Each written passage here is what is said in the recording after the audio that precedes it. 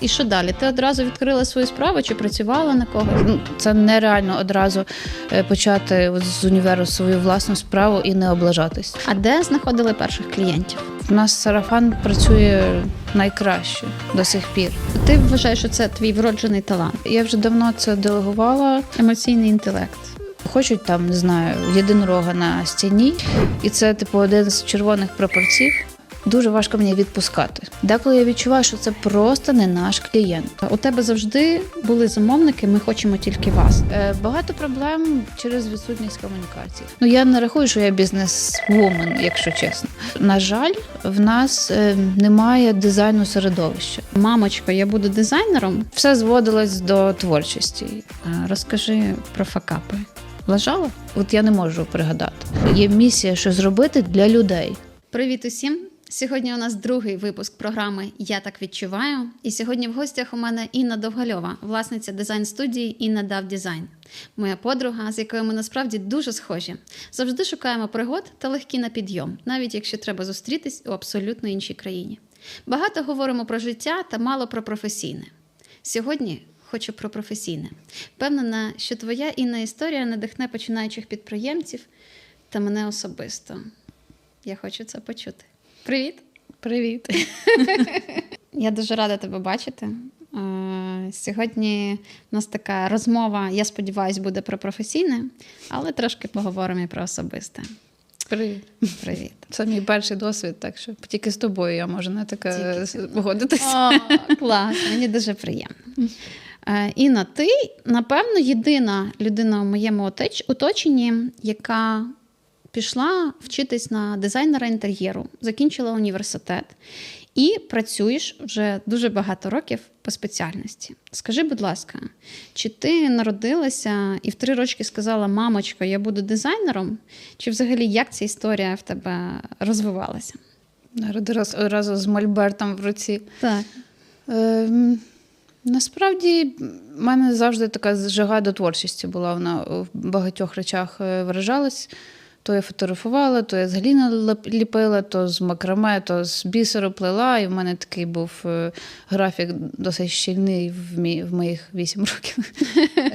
І все зводилось до творчості. І, в принципі, я коли вибирала спеціальність, то в мене, так, щоб до кінця відвертою бути, то було таке, щоб просто не було математики.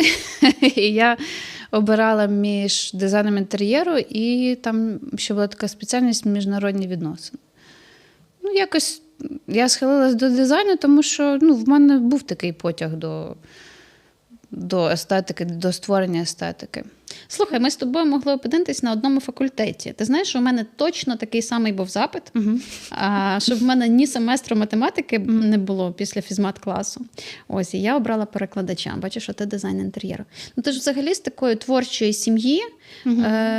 Чи допомагали тобі батьки при виборі професії? Чи ти от сама оприділилась і все, я йду туди? Я не пам'ятаю, щоб вони прямо якось направляли. Мені здається, я сама цей вибір зробила, і якось вони мене підтримали. Не було такого. Вони, насправді, сім'я дійсно творча, тому що в мене тато, він соліст філармонії, він заслужений артист України. Мама в мене грає в оркестрі симфонічному. Я все дитинство провела в філармонії і в театрі. Але, не знаю, вони мене трошки від того відмовляли від саме такої прям суто творчої спеціальності, тому що дизайн інтер'єру, насправді, всі думають, що це творча спеціальність, але пропорційно, напевно, 20% це творчість. А що 80%? Що це таке? Багато технічної частини, багато розрахунків, багато такої прикладної діяльності. Ти маєш розуміти, як це виконати, хто це виконає і так далі. Тобто, творчість, вона дійсно пропорційно, вона не перевищує цю технічну частину. Якщо б я це знала на початку, то, можливо, я би якось... Хоча, воно дійсно цікаво тим, що це не щось таке рандомне, це не щось таке як неосяжне. Ти можеш зробити якийсь концепт, і потім ти можеш його пощупати. Тобто це цікаво також. От ти 5 років думала, що ти в творчій професії, закінчила Коли навчалась. закінчила університет. І що далі? Ти одразу відкрила свою справу чи працювала на когось? Розкажи трошки про шлях. Насправді в універі вже були натяки на те, що це не суто творча спеціальність. Секрет був розкритий, так? Але якось поступово втягуєшся. Насправді я спочатку працювала з своєю подругою. На той момент ми не дружили, зараз ми дуже так тісно дружимо. Почекай, тобто партнерство не з дружби? Партнерство не з дружби. Я маю на увазі, ви спочатку подружились, потім працювали, чи навпаки? Спочатку почали працювати? Почали працювати. Ідеальна формула. Окей. А потім здружились. Але це було більш таке, як... Не було такого, що я на неї працюю прямо ж так, як вона роботодавець, а я найманий працівник. Вона мене багато чому навчила з практичної точки зору, але в нас все одно була така, як це сказати... Симбіоз? Да.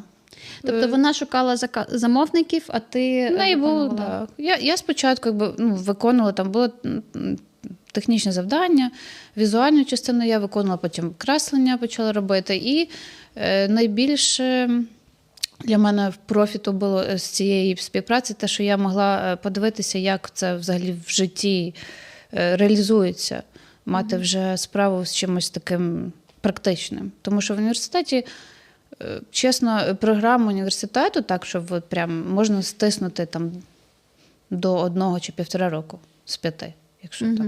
Чесно і відвертою бути, так?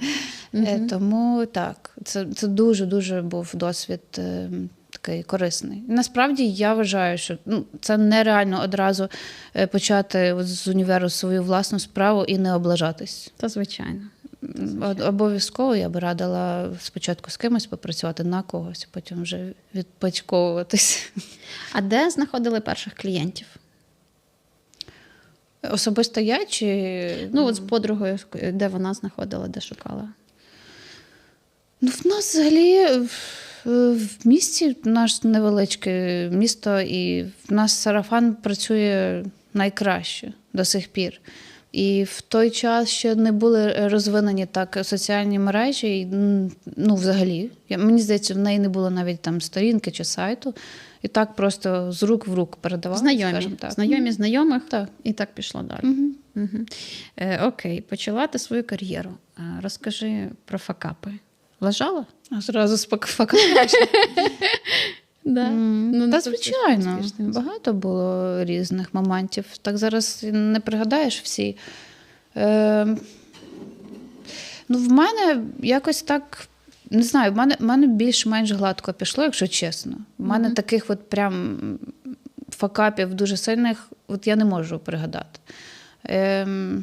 По-перше, трохи досвіду набралась, по-друге, все одно там освіта, все. І в мене якось, мені здається, що основний мій бонус, скажімо так, це те, що я якось людей вмію відчувати.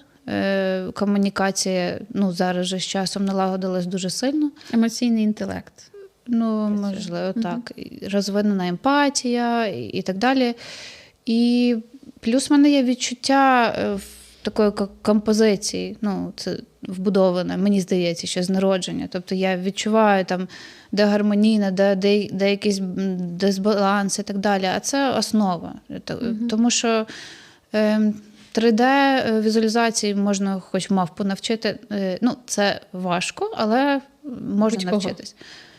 Ні, я, напевно, зараз образилася. Обезцінила. Виріжемо. Ні, насправді це не просто, це потрібно любити. Так само, красення, так, це просто справа такої наполегливості, часу і так далі. А от саме відчуття, гармонії, мені здається, що навчитися можливо, але дуже важко. От якщо ти з цим народився, тобі буде набагато легше. Тобто ти вважаєш, що це твій вроджений талант? Я думаю, так. Я думаю, що це моя така. Скільки років ти займаєшся дизайном? Слухайте, вже 15, напевно. Круто. Страшні цифри. І чим відрізняється? 20. З 5 років. Так. Десь Як так. всі.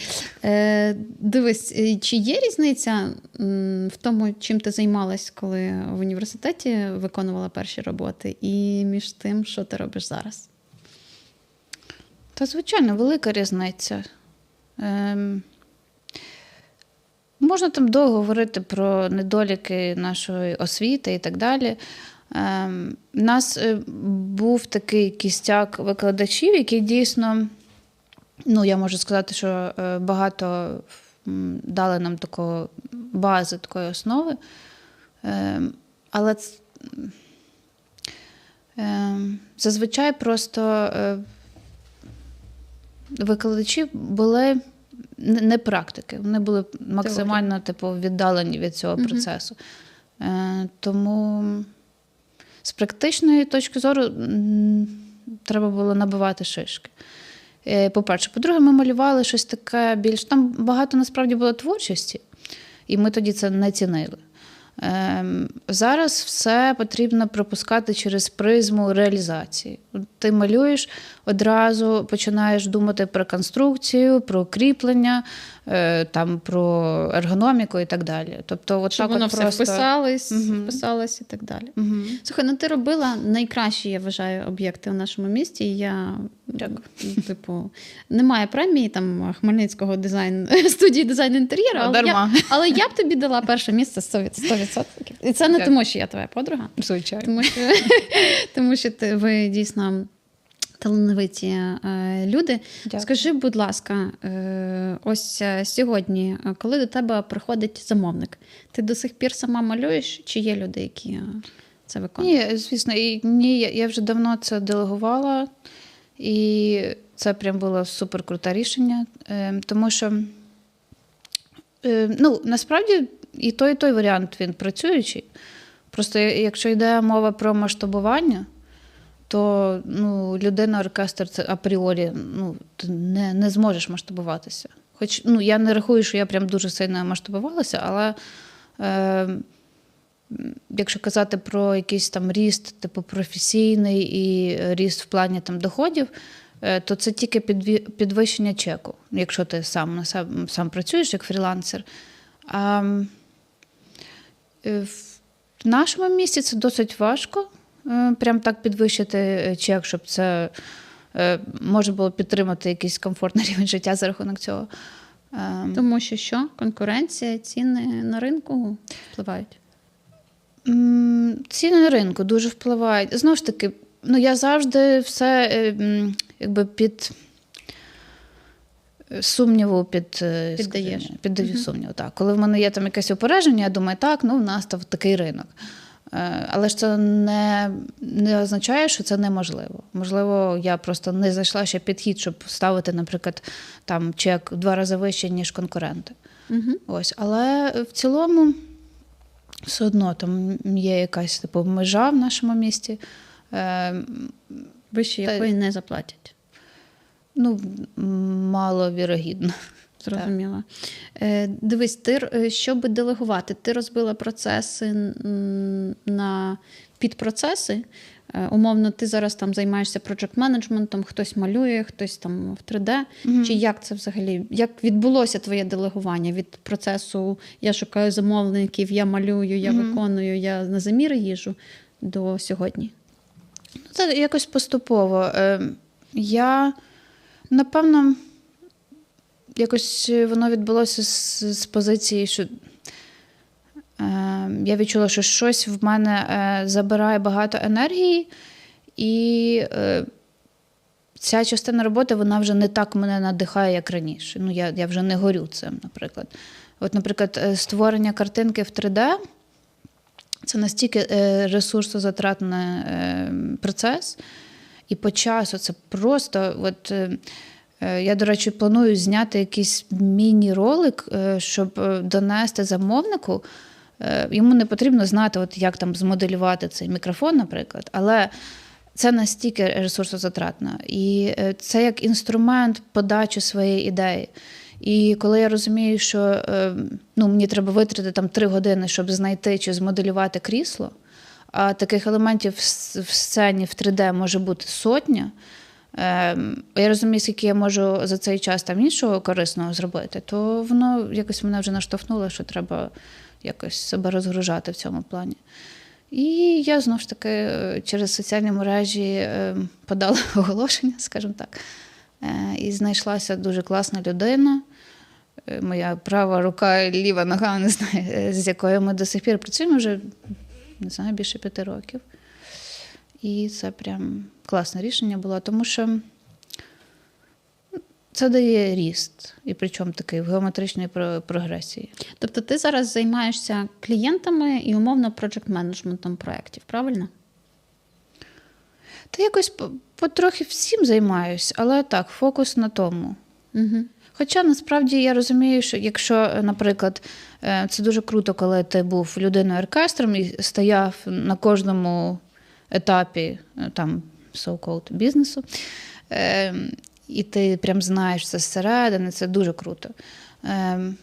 Я, наприклад, вмію малювати в 3D, вже навички трохи просіли, але я це робила, я креслила, я робила комплектацію, заміри, це все, я якби знаю, як відбувається, тому я можу це добре контролювати, менеджерити і так далі. От нас зараз дивляться люди, які, напевно, тільки хочуть розпочати свою власну справу. Твоя порада. Ти пропонуєш пройти всі етапи самостійно і тільки потім делегувати, правильно? Та, якщо чесно, не обов'язково. Мені здається, що можна почати... Мені здається, що можна... Не знаю, головне мати якусь ідейність, оце от відчуття цієї гармонії, все ж таки мати якусь основу. Але, наприклад, 3D-візуалізацію можна делегувати запросто. Тому що... Навіть якщо ти в ній не розбираєшся. Так, якщо ти... Просто головне вміти давати технічне завдання, його гарно формувати. Якщо, наприклад, ти можеш зробити якийсь там колаж в фотошопі, от я це бачу так, зібрати якісь референси і там посилання на якісь елементи в інтер'єрі, і дати це ТЗ-візуалізатору, і потім просто його направляти, там робити деякі корективи, то, в принципі, це досить реально, і багато хто так працює. Тому це не є таким обмежуючим фактором, що якщо ви ніколи не малювали в 3D, то все. Не зможете. І так само креслення. З красенням трошки, мені здається, з красенням навіть трохи важливіше вміти самому робити, тому що ти прям можеш так зануритись в це і проаналізувати все так. Але також, я думаю, це не якесь прям правило таке.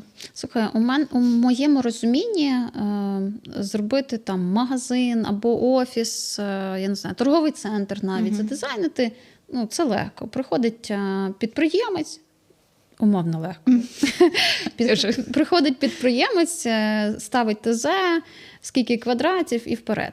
А от коли приходять чоловік з жінкою і хочуть дизайн свого дому або квартири, я розумію, що там є якісь трабли, і ми з тобою не спілкувалися, до речі, на цю тему, але у моєму розумінні у чоловіка є своя думка, у жінки є своя думка, і ще є дизайнер.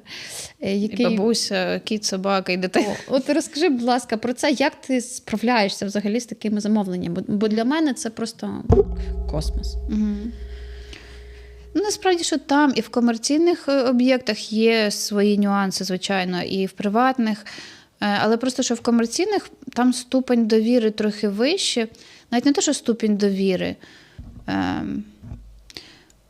Ти як професіонал, тобто твоє бачення більш сприймають, тому що ти робиш не особисто для цих замовників, а щоб великому прошарку населення подобалось і все ж таки більше довіряють твоїй професійності. А якщо приватне житло, то все одно треба тим людям там жити, якщо вони хочуть, там, не знаю, єдинорога на стіні, дуже хочуть, то треба його якось так вписати, щоб і в самого очі не витікали, і щоб воно, їх мрія також збулася. Тому... Щоб не стидно було показати, що цей проєкт. І тому, доводиться на якісь компроміси йти з собою, там, деколи. Але глобально, якщо чесно, вже коли до тебе приходять люди через твоє портфоліо, все одно в більшості випадків до тебе вже твої люди На приходять. якийсь твій стиль, умовно. Так, вони вже бачать, грубо кажучи, що їм щось відгукується, вони там часто наші референси приносять як якийсь аналог того, що їм подобається. Тому тут велика частка відсіється того, що не наше. Але, ясно, що бувають виключення. І насправді по-різному буває. Буває таке, що дуже співпадають смаки. Буває таке, що, наприклад, не співпадають, але чоловік, наприклад, він каже, візуальна частина ваша, моя матеріальна або технічна. Делегує максимально. Да. І, це взагалі класний варіант. І ти з жінкою спілкуєшся, і там все окей. Так. Але бували в мене випадки, коли я, наприклад, дружини в очі не бачила, але вона є. І всі питання вирішував чоловік, і прям так дуже... Так, тому по-різному буває. Були ситуації, коли прям радикально різні смаки. І це, один з червоних прапорців. Якщо прям... Бувають просто стилі, які між собою можна заміксувати, як одяг, класичний костюм і спортивні кросівки. Звучить ніби не дуже, але зараз так модно. Так. І так само стиль в дизайні, так само є така тенденція, що зараз немає чистого стилю, все міксується. Але є такі стилі... бароко, все разом, да? Бароко вже давно, напевно, ніхто не... Але є такі стилі, які не міксуються апріорі, просто. Тому якщо я бачу, що настільки прям радикальна позиція і радикальна різниця між референсами, то я можу, в принципі, і відмовити. Оце наступне питання про відмови. Чи були у тебе конфлікти там?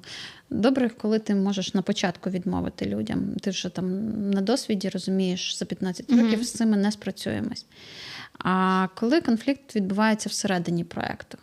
Половину дому намалювали, я не знаю, половину магазину зробили, і тут зайшли в тупік. Що далі? Я до якогось певного періоду, в мене взагалі була така ситуація, що в мене не було такого. От просто взагалі. І коли в мене мої колеги казали, щось не пішло, вертали гроші, або там прям взагалі вже 45 рядів корективів, я сиділа, думала, чи то я така прям мега талановита, чи то просто мене якось вона минає. Але я це, напевно, пов'язую з тим, що все ж таки не було таких об'ємів. Тому що пропорційно все одно є якась статистика, чим більше проєктів, тим більше факапів, наприклад. Слухай, це просто для мене космос. Я працювала, коли в нас була діджитал-маркетингова агенція. Завжди були клієнти, які не задоволені твоєю роботою. Або ти там... сам відчуваєш, що не допрацював. Були такі ситуації. Звичайно, були там флагманські проекти, з якими ти роками працював. Але у мене було 2 кейси, коли я під час зуму просто закривала комп'ютер, розверталася і йшла. Можливо, тому що я знала, що в мене є бізнес-партнер, і він там щось розрулить якось, а в тебе там ти сама. Я не кажу, що за 15 років не було. У мене було, наприклад, 7 років я працюю, сама, наприклад, працюю вже 2 роки чи 3, і в мене немає таких ситуацій. Бувало таке, що не все гладко, але в кінці все одно, всі задоволені. І я прям така думаю, боже, ти знаєш, як, не знаю, нові кросівки, і ти входиш такий, думаєш, до першої царапини поставиш, потім вже якось відпускаєш. І мені було так страшно цю статистику зіпсувати. Так. І в мене ще такий характер, я дуже вперта, і я дуже важко мені відпускати. І деколи буває, що дійсно зараз вже, коли більше потік замовлень, деколи я відчуваю, що це просто не наш клієнт. Просто не наш клієнт. З самого початку, розумієш? Деколи спочатку, але все ще є надія, що... бо буває, що мене це відчуття підводить, і в мене завжди є надія, що все ж таки знайдемо якусь спільну мову. А буває таке, що я відчуваю, просто не наші клієнти. Але я така вперта. В мене є таке, що я маю це закінчити, і всі мають бути задоволені. Я від цього деколи дуже страждаю. Тому якось з початком війни, якщо, наприклад, раніше там 9 з 10 замовлень, це прям супер чітко, всі задоволені. Так? Або навіть там 9,5. То з початком війни трошки пропорція змінилась. Але я це пов'язую з тим, що, по-перше, я виїжджала там з країни на певний період часу, і в мене не було змоги сюди приїжджати. І в мене ще не було проджект-менеджера, і дійсно трошки з комунікацією з'явилися труднощі. Ось. Але деколи просто потрібно прийняти, що, бо це настільки все, коли там 2 + 2 – 4, то це ясно. З красами також все чітко. А що стосується естетики, це ж настільки все відносно. Комусь просто це супер гарно, а хтось плюється. Тому для мене це, от як бізнес взагалі, це для мене космічно важкий напрям. Важкий напрям. Це справді важкий. Слухай, я була свідком твоїх розмов з замовниками, з партнерами, з... Багато ти по роботі спілкуєшся, коротше. У мене питання, як ти поєднуєш роботу, дитину, сім'ю, вільний час, відпочинок, тому що те, що я бачила, ці дзвінки, вони не закінчуються, і неважливо, яка година, тобі телефонують, пишуть, щось там не підходить, а у людини горить, їй завтра ресторан відкривати, і ти маєш це все вирішувати вже, там, неважливо, 8 година вечора чи 10. Насправді, знаєш, я не та людина, яка може продати курс, як поєднувати все, що ти перерахував, тому що поки в мене з цим не дуже. Але я розумію, знову ж таки, це все, знаєш, про перекладання відповідальності на когось. Я знаю, що це реально, і знову ж таки про ті пресловуті кордони, які треба вміти виставляти. Якщо одразу все проговорити, все прописати, наприклад. Там я відповідаю на повідомлення до 7 вечора, так? Можливо, спочатку комусь це буде некомфортно, але потім люди звикнуть до такої парадигми, і все буде нормально, якщо це все проговорено. Багато проблем через відсутність комунікації, це правда. Це у всіх сферах життя. Так, звичайно. Тому з віком, з досвідом трошечки відношення змінюється. І я пам'ятаю той період, коли я прям зовсім була така, не знаю, російською, безотказною. І я пам'ятаю, що люди звикли до такої парадигми роботи.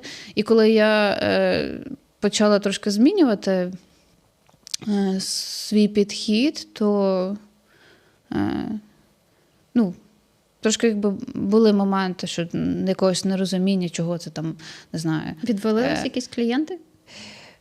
Можливо, відсоток таких мілких незадоволень виріс, тому що різний темперамент в людей. Хтось там відправив повідомлення і чекає відповідь там кожних 15 хвилин, а хтось якось більш спокійно до цього відноситься.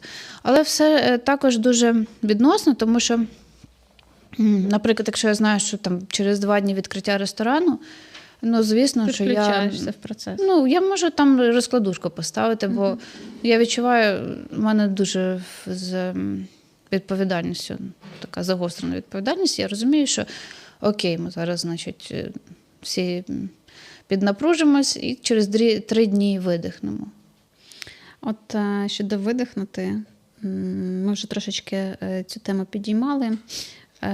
У нас, наша душа, напевно, обрала такий шлях, таке місце і такий час, що багато труднощів нам потрібно з ними якось справлятись. Спочатку ковід, а потім війна, майдани ще до цього.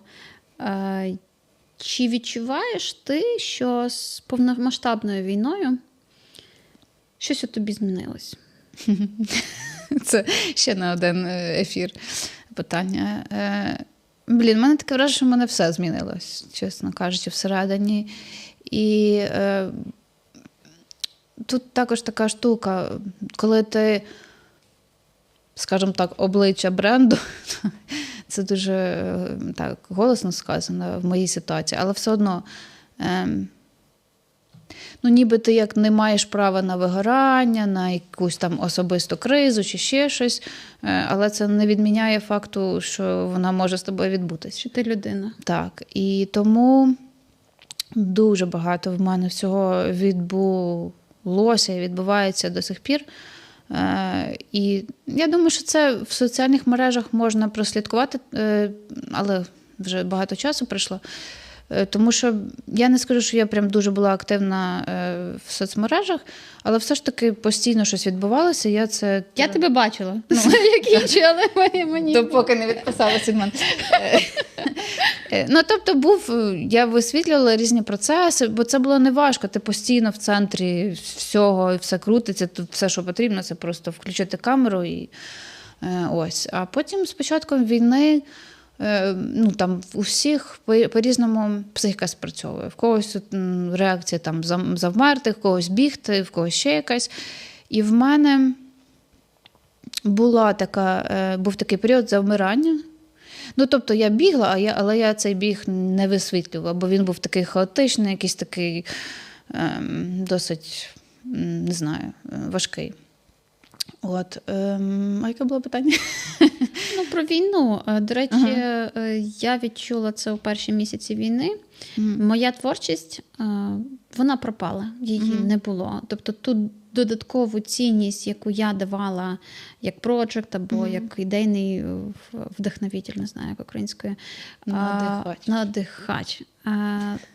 Своїм проджектом вона пропала. Я не знала, що таке творчість. Таке враження, що я ніколи із цим не була. Тобто я досить творча людина, і я дуже багато давала бізнесу додаткової цінності саме в творчих проявленнях з поєднанням непоєднаного і так далі. І колись почалась повномасштабна, здається, в мене вона просто пропала. Чи було у тебе таке, і як далі взагалі дихати, творити, надихати в таких умовах?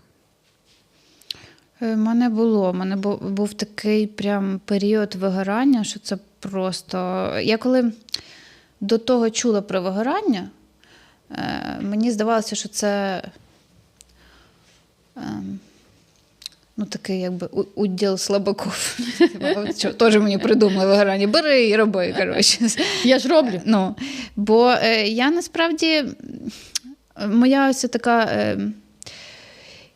Я ніколи не рахувала, що я якась супер просвітлена, там, талановита людина, бо мені все давалося через працю. Якби.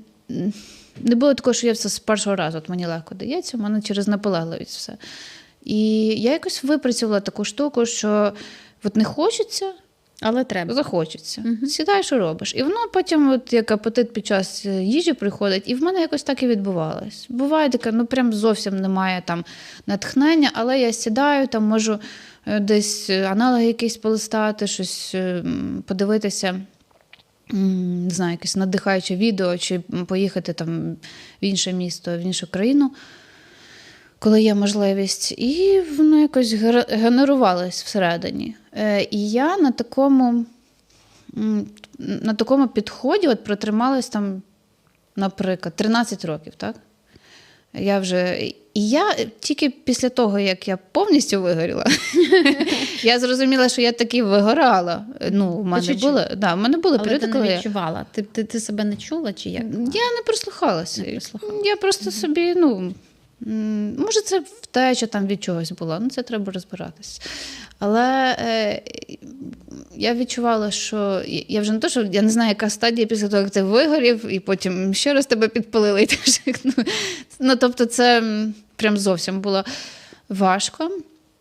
Але завдяки команді воно просто є час на те, щоб віддихатись трохи.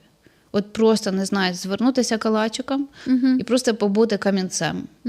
І я з початком війни 6 місяців я працювала з 7 ранку до 7 вечора, просто не виходячи з кімнати, тому що в мене була паніка. Мені здавалося, що 23 числа, коли я там, вже було зі всіх сторін новини там про війну, як новини, якби Підозри. так. Я казала, що в мене немає часу на війну, у мене завтра там 6 зустрічей. Отак я сказала 23 числа. 24 числа замовкли всі робочі, там всі 25 робочих чатів, ні одного дзвінка по роботі, ні однієї зустрічі. І як і у всіх, напевно, як у багатьох, у мене було таке відчуття, що це зупинилося і назавжди. Що я втратила просто все в один день. Звичайно. І в мене була така якась панічна реакція. Я просто всі двері стукала, там і в Європі, розсилала портфоліо, все, і щоб просто якомога швидше знайти нові замовлення і забезпечити команду, і себе, і таким от чином. Але скажи, як круто це спрацювало. Я повторюю постійно, що всі ми працюємо, маючи якісь травми. Тобто нас рухають наші травми. І от тоді, коли ти хаотично або панічно, як ти кажеш, шукала замовлення, найцікавіші замовлення ж прийшли до тебе, правда? Я знайшла декілька клієнтів в Європі, в Польщі, з якими ми потім, у нас така довготривала була співпраця. І вона мені просто була, як опора така. Тому що це був перший мій доступ, перший мій досвід отримання регулярних виплат за все моє життя. Тобто ти знала, що щомісячно тобі приходить якась сума грошей, і ти можеш окуповувати команду і так далі. Я не то, щоб команду, але як мінімум одного працівника я можу забезпечити роботою і можу якісь свої там базові витрати, на життя перекрити. І на цей момент це вже було супер. На цей момент так. Тому що насправді ще один момент цієї справи, в принципі, як і будь-якого бізнесу, що дуже важко прогнозувати. Ти ніколи не знаєш, скільки в тебе буде замовлень там, через 6 місяців, там, через рік і так далі. Тому, коли є така якась хоча б тимчасова стабільність, це дуже круто. Воно мене дуже тоді підтримало в той період. Щодо замовлень. От я завжди, не знаю, чи говорила, до речі, тобі, завжди дивувалась, як до тебе приходять замовлення. Тобто є ж різні ступені лідогенерації, ось там, починаючи від холодних дзвінків до «ми хочемо тільки вас». От у тебе завжди були замовники «ми хочемо тільки вас». І це, я вважаю, найвищий ступінь взагалі лідогенерації у бізнесі. Чи зараз залишився цей сарафан «ми хочемо тільки вас»? І чи залучаєш ти інші процеси лідогенерації, от на прикладі того, що ти говорила про Європу? Насправді я зараз відчуваю, що настав час, що пару років тому він настав, зараз це ще більш актуально, підключати нові інструменти лідогенерації. Але це те, що мені ще треба осягнути, тому що якщо там, як я казала, там 3D вкреслення, там реалізація, це все я сама пройшла, то коли ти доходиш до певного рівня там, масштабування і так далі, ти розумієш, що в цій сфері ти взагалі не обізнаний. Як керувати командою, як там вести бізнес, якісь там фінансові, введення фінансів і так далі. Рухи. Так, тобто це ще як нова спеціалізація, якій треба навчатися. От у першому випуску ми з Юлією Молодою говорили про те, що ми такі підприємці, які просто опинилися там. Ну, Чисто на ощущеннях. Якось так, я так відчуваю. Так. Типу, у мене в дитинстві не було історії про те, що я там комусь щось продавала, заробляла, там обмінювала чи ще щось. Я завжди була така добра дівчинка, хорошистка, майже медалістка. Ні, медалістка, до речі. Ось, а ось там вже з 19 років я відчула, коли познайомилася з чоловіком, ми купили там першу франшизу нашого бізнесу. Я відчула, що це таке бізнес, типу винирнула, знаєш. І така, слухай, це прикольно. Ти належиш собі, я так собі думала на початку. Ти можеш керувати своїм часом, ти не ходиш там з 9 до 6 і так далі. Я так розумію, що у тебе теж ця історія ситуативна. Тобто чи була ти в дитинстві підприємлива, чи були в тебе хист до цього? Продати, купити? Ні, такого не було. По-перше, в мене такого не було, ні в кого з моєї сім'ї такого не було. В мене прям по всім лініям або в мистецтві всі, а це люди мистецтва, це і люди бізнесу, це взагалі дві різні парафії. Так. І в мене не було такої рольової моделі біля мене. І плюс все моє коло спілкування так само в мене не було в колі спілкування підприємців взагалі, мені здається. То як ти навчилася не дарувати сказав, свої що я проекти? Почекай. Не дарувати свої проекти, не віддавати просто так, а брати за це гроші і отримувати офігенних, класних клієнтів, які до тебе приходять ще і ще. Ну, в мене, знаєш, я думаю, що в мене мета була, якби основа моєї мотивації була там певна місія.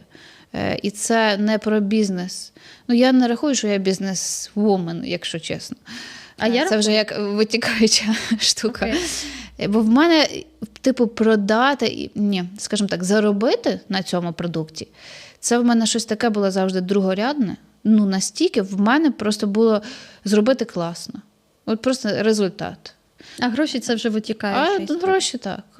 І тому мені здається, що коли такий підхід з самого початку, коли ще в тебе є цей подростковий максималізм, що ти готовий там днями і ночами фігачити, і коли є ось саме такий посил, то воно це дуже така рушійна сила, знаєш, ну. І з таким посилом класно щось виходить. Тому що якщо в тебе в основі стоїть заробити, ну, типу, це як перша мета, на мою думку, це просто фейл одразу. Ти не можеш зробити класний продукт, правильно? Мені здається, що ні. Може, є якісь виключення, не знаю. Ні, мені здається, що так. Якщо, можливо, є якийсь інвестор, бізнесмен, який шарить робити бізнес, шарить заробляти, але в нього є якесь розуміння і бачення, які треба інструменти підключити, кого треба залучити, щоб цей продукт створити. І вже та команда якби над цим працює. Тоді це також класно.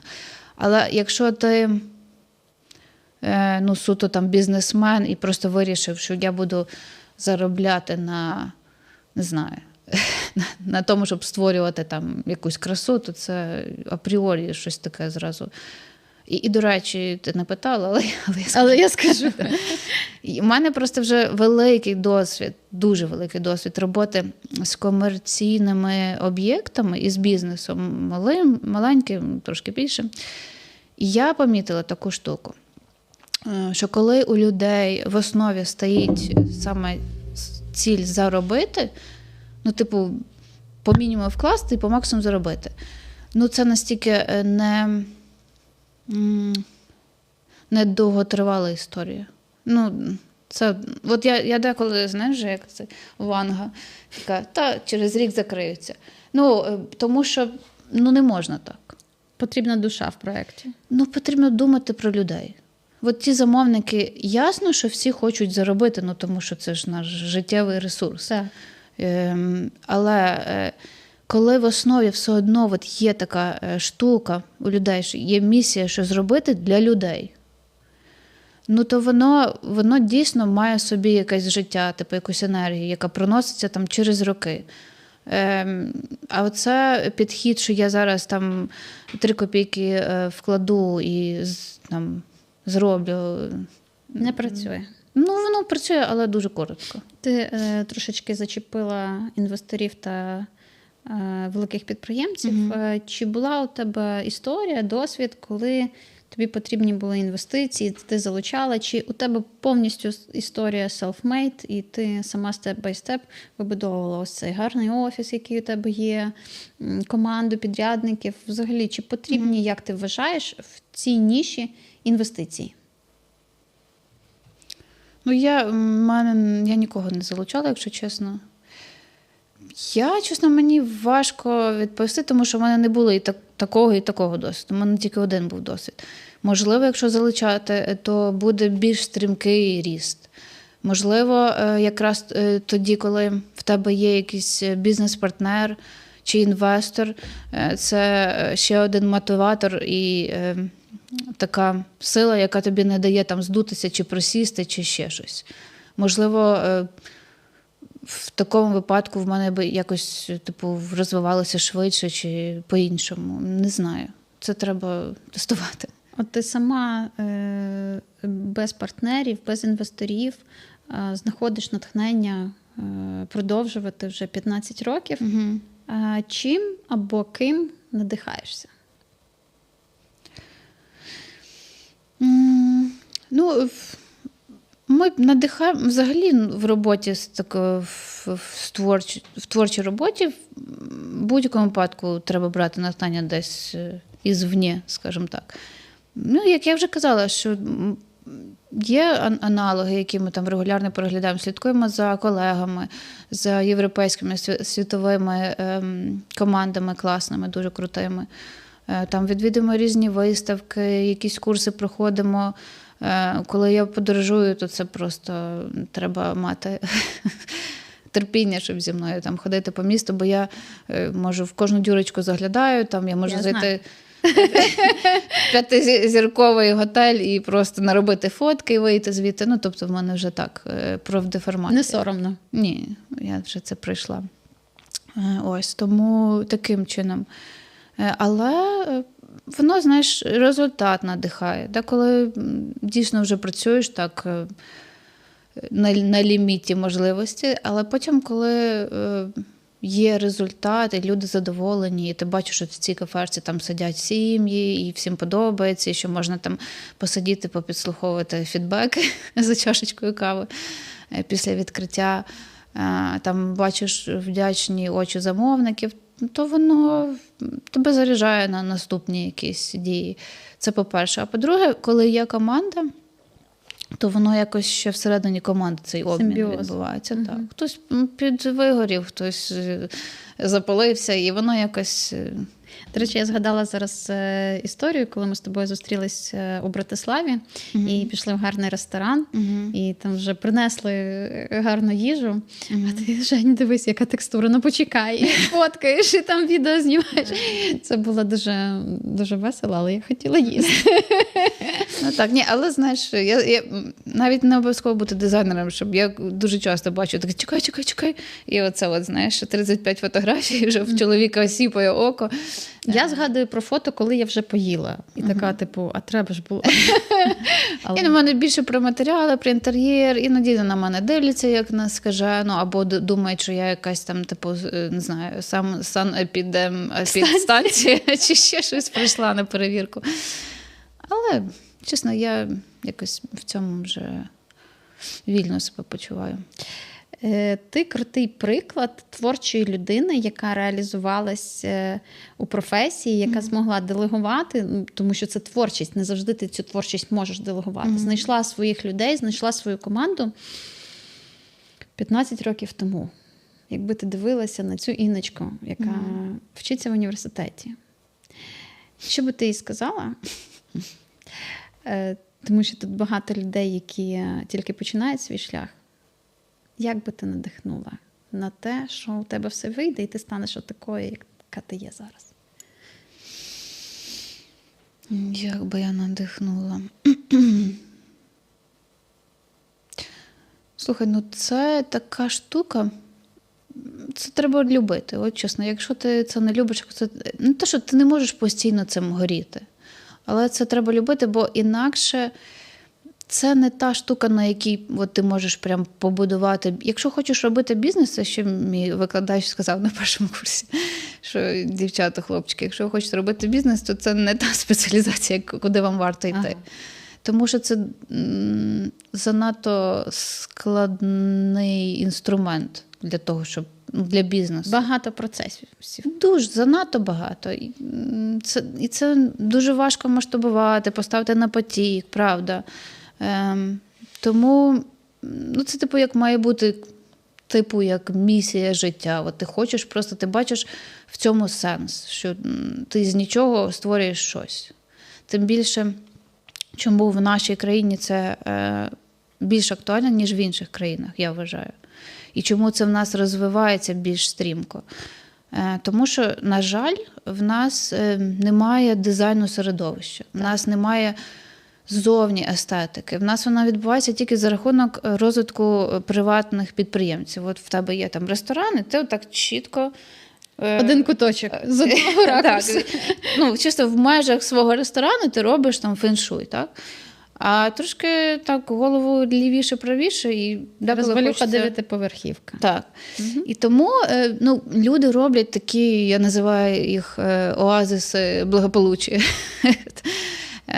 для себе, тому що це якась розрядка, типу, якщо естетична розрядка, психологічна розрядка. Ось тому може бути така місія от в цьому неідеальному середовищі створювати такі от оазиси краси. Так. Естетики, так. Якщо є от такий от посил, то воно просто, ти зможеш це пронести в роки. Якщо є от такий посил, що там заробити, там якось, чисто от такий, як сказати, мотивація, типу матеріальна, вас надовго не вистачить. Це моя думка просто. Тому що там джерело для того, щоб надихнутися, в кожного там своє. Так? Хтось подорожує, там щось дивиться, якісь аналоги, хтось Pinterest проглядає, там спілкується з колегами. Це можна якось генерувати. Має бути оце, скажімо так, ти маєш розуміти, що це моя місія, я не знаю, місія як це життя. Пояснити. Да. Я так відчуваю, так? Слухай, дуже дякую тобі за розмову. Ми можемо кожен день спілкуватися, але ніколи про це не говорили. Дуже цікаво. Я тобі дуже вдячна, що ти завітала. І мені здається, що класно поговорили. Мені теж. Дякую.